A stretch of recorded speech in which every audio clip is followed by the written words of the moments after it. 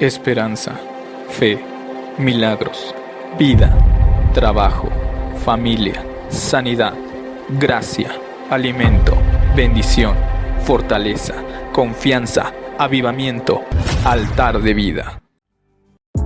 Muy buenas noches, bienvenidas y bienvenidos a su podcast aquí en Altar de Vida. Recuerda que esto es Enciende mi Fe.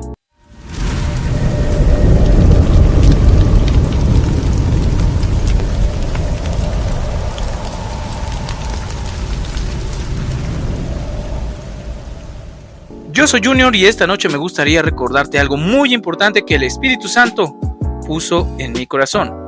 Jamás, nunca te desesperes cuando no todos cooperan o salen las cosas como tú deseabas. Con los pocos decididos que haya, se hará la obra y por supuesto que habrá éxito. La multitud sin Dios es derrotada, pero la minoría, aunque sea uno solo, con Dios tiene victoria. Y recuerda que estamos en nuestra serie del Salón de la Fama. Continuamos en Hebreos capítulo 11, versículo 32, y así dice la bendita palabra de Dios. ¿Y qué más diré?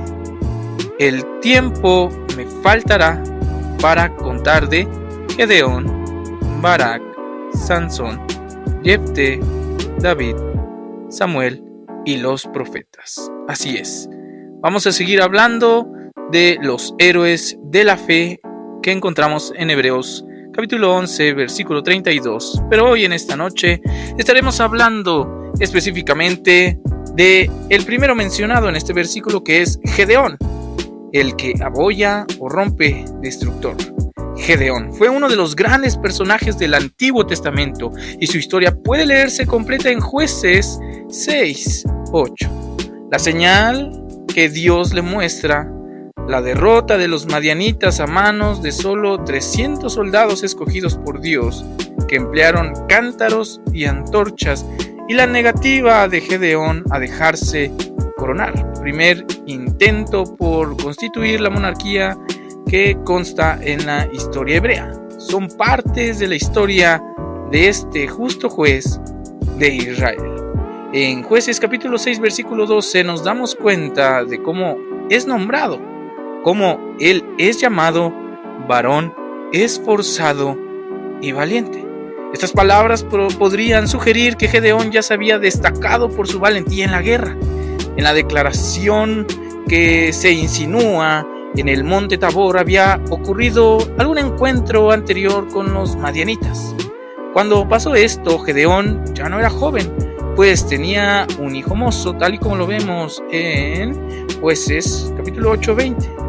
El hecho de que tuviera muchos siervos y un criado que lo atendía personalmente, como nos lo dice en el capítulo 7 del versículo 10, podría indicar que era un hombre pudiente. Pero a pesar de ser un hombre aparentemente rico y reconocido, no pensó que fueran degradantes los humildes trabajos de un agricultor.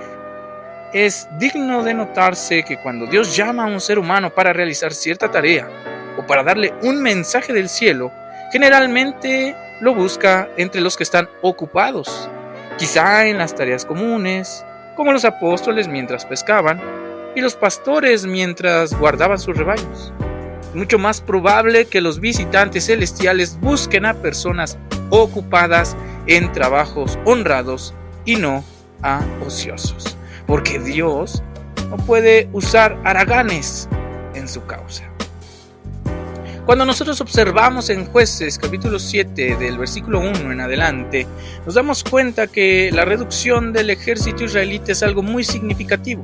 Ahora que Dios ha despejado las dudas de Gedeón, estira su fe de nuevo, así como hizo encomendándole la misión después de darle la señal. Pone a prueba al mismo Gedeón que acaba de probarle a él. Esta sección está enmarcada entre dos referencias a la ubicación del campamento de Madián, al norte de Gedeón y debajo de él. La ubicación al final sutilmente anticipa la derrota de los madianitas. Entre las dos ubicaciones leemos 4 veces: Jehová dijo a Gedeón. Esto es de suma importancia, porque es Jehová quien debe de hablarnos de una forma directa y constante a nuestras vidas. Cada mensaje incluye instrucciones para reducir el tamaño del ejército israelita, las cuales Gedeón sigue al pie de la letra. El cuarto mensaje recompensa la obediencia de Gedeón con una promesa de victoria. El ejército israelita se acerca al valle de Jezreel desde el sur, desde el territorio de Manasés. La ubicación exacta del manantial de Arod y de la colina de Moré se desconoce. Sin embargo, observamos cuáles son los síntomas, las características, las señales de debilidad. Por si las pudiéramos enumerar, mencionaríamos la cobardía, la mediocridad, el cansancio, el no ser sinceros y el tener una total falta de compromiso. Es por eso que debemos de destacar y mencionar: cuando muchos son pocos, es porque Dios está tomando en cuenta y en consideración lo que la minoría puede hacer estando de la mano de Dios.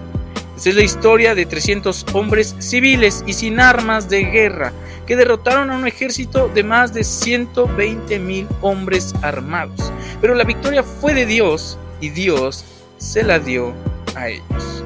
Pero Dios no se la hubiera dado si no hubiera obedecido al pie de la letra del siervo del quien estamos hablando. Esto nos enseña que por grande que sea una empresa, si en verdad es de Dios, no nos desesperemos cuando no todos cooperan. Si en el proyecto no todos quieren colaborar, con los pocos decididos que exista, se hará la obra y se obtendrá el éxito. La multitud sin Dios es derrotada, pero la minoría, aunque sea uno solo, con Dios tiene una victoria contundente. Gedeón habrá oído con asombro que su ejército era demasiado numeroso. En ese momento eran 32,000 en comparación con los 135,000 madianitas. Sin embargo, Jehová quería darle la liberación de tal manera que no quedara duda alguna que era obra divina, no resultado de la fuerza israelita. Deseaba dejarlo sin excusa alguna para no servirlo. Aún así, Israel atribuyó la victoria a Gedeón en vez de a Jehová. Permitir que los temerosos vuelvan a casa podría ser una buena táctica, ya que el temor es contagioso. Tengamos cuidado de contagiarnos del temor, del miedo. Sin embargo, en este caso resulta en la pérdida de 2/3 del ejército. Tiemble es de la misma raíz del hebreo que Arod. En el manantial de temblor, los israelitas temblaban ante los madianitas. Algo en lo que tú y yo podríamos reflexionar. Gedeón se sentía bastante preocupado al ver que le quedaban solamente 10,000 milicianos. ¿Cuál sería su sorpresa cuando Jehová le dice que todavía eran demasiados? En el manantial de Arod, Jehová explicó a Gedeón cómo dividir a los 10,000 en dos grupos. Resultaron grupos de 300 y de 9,700. Gedeón seguramente esperaba que los 9,700 siguieran con él, era lo lógico. Habrá sufrido otra desilusión cuando Jehová escogió al grupo más pequeño. Por cierto, Dios prometió derrotar a los madianitas con este grupo, pero esta promesa estiraba en gran manera la fe de Gedeón. De todas formas, obedeció, despidiendo a todos menos a los 300. Algunos opinan que Dios escogió a los que lamieron porque se mantenían vigilantes, mientras los demás descuidadamente metieron sus caras en el agua. Es decir, los 300 eran más disciplinados. Otros opinan que eran más temerosos y que Jehová los escogió para demostrar que la liberación era de él. Todavía otros más opinan que fueron escogidos sencillamente por ser el grupo más pequeño. Esta cuestión se complica todavía más a la luz de la lectura cuando nosotros observamos en el que según los 9,700 eran los precavidos y los 300 metieron sus caras en el agua. Sin embargo, el verbo traducido probaré, que encontramos en el versículo 4, es una manera de decir refinaré, sugiriendo que los 300 eran superiores. Así también en la primera reducción, los que se quedaron eran los mejores. Los 9.700 despedidos dejaron sus provisiones y cornetas. Por eso es que hay cornetas para todos.